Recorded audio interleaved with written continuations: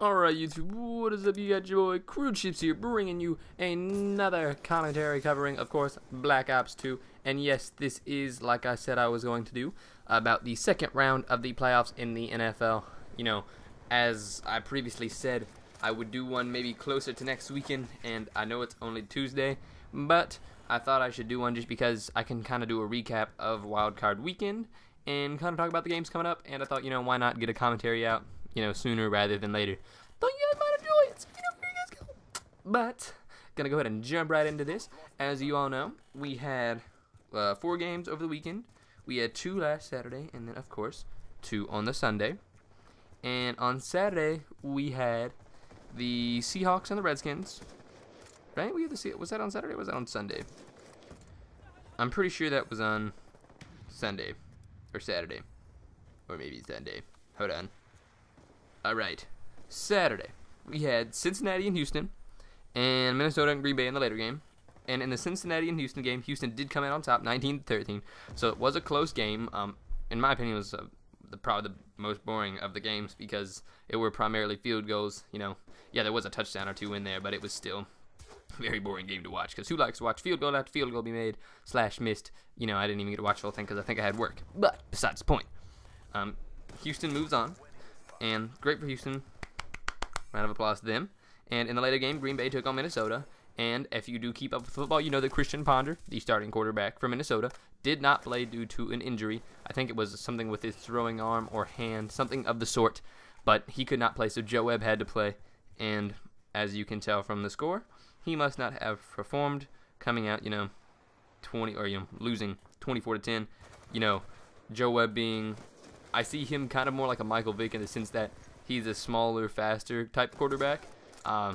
He is one of those guys that have multiple threats, but the only thing is his throwing ability, his threats on the through the air are not all that hot, just because he didn't get a lot of practice. He doesn't play with first team O, and that's just a backup for you, especially when it's Joe Webb that isn't exactly known for his reliability as being a backup quarterback. But anyway, poor Vikings losing their starting quarterback to an injury. I don't know. It must have been pretty bad because I can imagine Christian Ponder really wanted to play that game.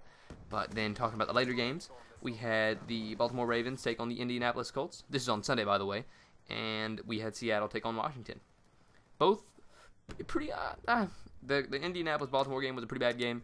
Pretty bad game for the Colts, at least. The Ravens and Ray Lewis's last home game ever in, Baltimore. Great for them. They got the win 24-9. The Baltimore Ravens just tore up Indianapolis' defense. Andrew Luck didn't have the brightest of days. He is a rookie, so of course he's going to get some slack. He did great for his team, though, as a rookie, bringing them back from such a horrible record to a team in the playoffs. That's great for Andrew Luck and the Indianapolis Colts, but sadly they did lose. I prefer the Ravens to win, so I'm okay there. But terrible game for the Colts. Great game for the Ravens. Go Ray Lewis. Woohoo. Later game, Seattle took on Washington. Seattle took over that game, won 24-14. That's who I wanted to win just because I like Russell Wilson. Smaller guy. Everyone thought he was going to suck because of his height. Proves everyone wrong. Great quarterback. Marshawn Lynch had a beast of a game, as did Russell Wilson. They started out down early, but of course they picked up their game and they crushed everyone. So great for the Seattle team and terrible for the Washington team. Another kind of showing of the rookies playing against. I know there's 2 rookie quarterbacks, but in this case, one of them, RG3, he got injured really late in the 4th, even though I don't think if he wouldn't have gotten injured, they would have won. They were just already down at the point, and it just, his injury didn't, I don't think it hurt the loss or made it worse or lost in the game. You guys get what I'm saying. But RG3 came into that game already injured. Should he have played?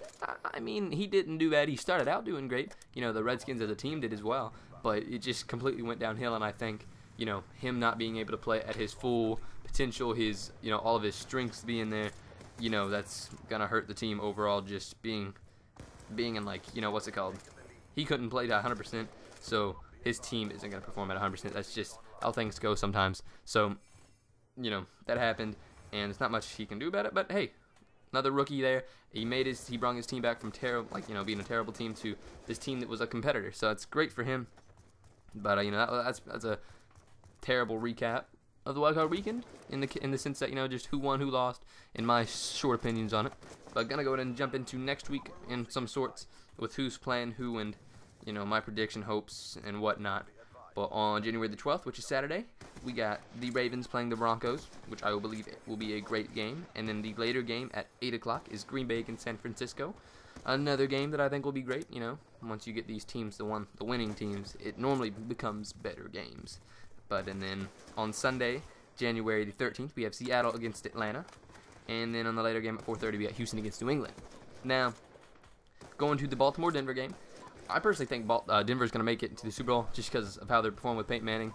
And, I mean, they already have a great defense. Now they have, you know, in my opinion, the best quarterback in the NFL. And they got a great running back. Well, they got an okay running back, no Sean Marino. And they have great wide receiver, Demaryius Thomas, you know, Eric Decker. They've got everything they need to be the Super Bowl team. If they don't make it, they're gonna beat themselves in the sense that turnovers, not finishing, that kind of stuff. And then in the later game, you got Green Bay and San Francisco. I personally hate San Francisco. I think they're way overrated. Some people be like, what are you talking about? They got a great record, so how are they exactly overrated? Just me personally, I just don't think they're a great team. I think they could be better, and I think people are thinking they're better than they really are. I mean, look at the New England game, look at the Seattle game. It's just I just don't see them making it past the front. I'd be really mad if they beat Green Bay, you know, in the sense that, especially because I think Green Bay's the better team here. You know, I just hate San Francisco. I don't like them. I'm sorry if you like San Francisco, but jumping to Sunday because this game's almost wrapping up. I'm gotta go faster. We got Seattle and Atlanta. Atlanta also think they are overrated. Think Seattle is just on such a good track. I know that's the other team I think is going to make it to the Super Bowl. Just the way that they're playing, they have a spectacular defense. Sure, they lost Chris Clemens, but I think it's Chris Curtis something with a C Clemens. They lost him in their previous game, and apparently that's going to be a huge hurt to him. He's a great sack guy, but, you know, they have a great defense overall, so I don't think they'll be hurting too bad.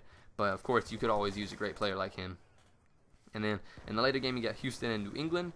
I think Houston's going to struggle a little bit because I felt that they struggled against Cincinnati, who I don't think is as good as New England. New England has a better defense, in my opinion, and, of course, their offense is much better than Cincinnati's. Some may, you know, beg to differ, but, you know, they got a much better passing game, and that's kind of the big thing when it comes to an offense. The run game isn't as strong, if you ask me. I mean, they're more of a screen-type team when it comes to running the ball, even though screens aren't really runs. I think you guys get what I'm saying. But it should be a great week next week in football.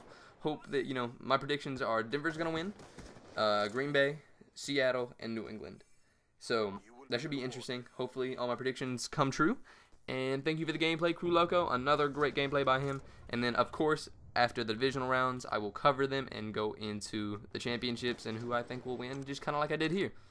You know, this is obviously only going to go on till Super Bowl is over. But I hope you guys enjoy it while it lasts, because I know I love doing these, because I love football more than anything in the entire world. So, let me see you guys later. I'm out. Peace.